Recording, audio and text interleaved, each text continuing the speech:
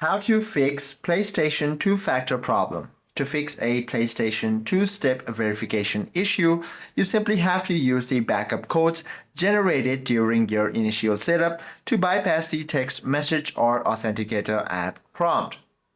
So if you had previously linked your account to the Authenticator application, you simply have to launch the Authenticator application onto your device. From here, you should be able to access your exact two-factor login codes.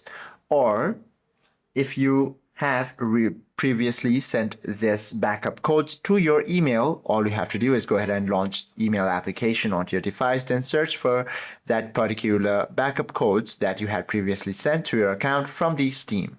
Now all you have to do is simply copy that exact code and proceed to paste it onto your login page, and you should be able to log in to your account. Hope this video helps you out a lot. If you have any questions or queries, do comment down below.